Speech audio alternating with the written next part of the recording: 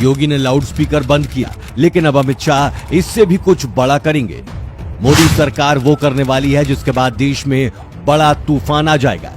मोदी सरकार की ऐसी प्लानिंग जिसके बाद इस्लाम का शरिया कानून होगा खत्म। जब पूरा भारत हनुमान चालीसा और अजान पर अटका है, तब मोदी सरकार एक ऐसी प्लानिंग पर काम कर रही है जिसके बाद सियासी सुनामी आना तय है। अब आप तैयार हो जाइए, क्योंकि एक बार फिर देश में बड़े आंदोलन होंगे और उसके बाद हमेशा के लिए देश के कई नेताओं की दुकान बीजेपी बंद कर देगी।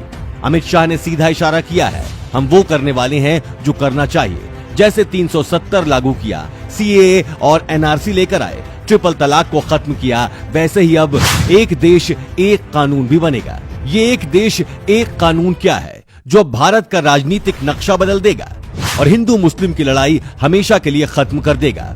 कुछ कानून देश में उसी दिन लागू होने चाहिए थे जिस दिन आजादी मिली थी, लेकिन कांग्रेस की सरकार ने धर्म के आधार पर वोट लेने की रणनीति तैयार की। कांग्रेस को वोट भी मिले, 65 साल तक राज भी किया, लेकिन देश का क्या हुआ, इसकी कांग्रेस ने कोई परवाह नहीं की। जब संविधान एक है तो फिर धर्म के आधार पर नियम क्यों बने? पंडित कहे हमारा संविधान अलग है, हम ऐसा करेंगे। मौलाना कहता है हमारे लिए संविधान नहीं शरीयत कानून बड़ा है। हालांकि अब ये सब नहीं चलेगा। 75 सालों से देश पर जो कानून कांग्रेस ने थोपा वो अमित शाह और मोदी जी हटाने जा रहे हैं। मध्य प्रदेश में बीजेपी नेताओं की बैठक में अमित शाह ने इसका ऐलान कर दिया है कि अब मोदी सरकार कॉमन सिविल कोड लागू करेगी। सीएए, राम मंदिर, अनुच्छेद 370 और ट्रिपल तलाक जैसे मुद्दों के फैसले हो गए हैं। अब बारी सिविल कोड की है। उत्तराखंड में कॉमन सिविल कोड लगभग पूरा किया जा चुका है। ड्राफ्ट तैयार किया जा रहा है, जो भी बचा है सब ठीक कर देंगे। कॉमन सिविल कोड यानी सभी नागरिकों के लिए एक ही कानून। इस समय भारत में शादी, तलाक, संपत्ति का अधिकार, जन्म से लेकर मृत्यु तक के कानून अलग अलग और ये सब धर्मों के आधार पर लागू हैं। देश को आजादी मिली तो उस वक्त पंडित नेहरू पीएम बने। उनकी सरकार ने हिंदुओं के लिए अलग, मुसलमानों के लिए अलग कानून बनाए।